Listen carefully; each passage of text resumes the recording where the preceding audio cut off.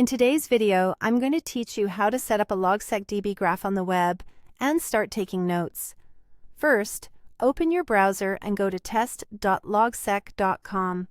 Any modern browser will work. You'll land on a clean, minimal interface designed to get you writing quickly.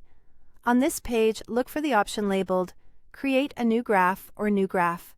Click that, then give your graph a clear, memorable name. Think of the graph as your workspace, the place where all your notes, links, and pages will live together.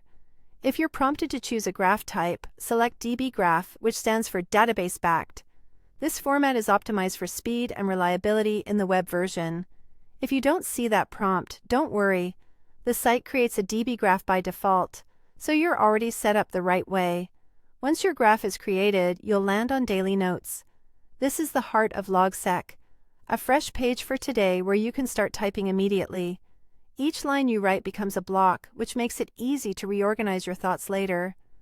Use this space to jot ideas, tasks, or meeting notes. If something deserves its own dedicated page, type it inside double square brackets. For example, typing project ideas will create a link. Click that link to open a new page, then add details there. You can repeat this anytime you want to branch out, reading list, meeting notes, or anything you like. As you continue, you'll build a network of linked pages that make it simple to navigate your knowledge. Feel free to move between Daily Notes and your pages as you work. Daily Notes is great for capturing thoughts in the moment, and your linked pages help you organize topics over time. If you prefer, you can also start on a new page directly using the double brackets from anywhere in your notes.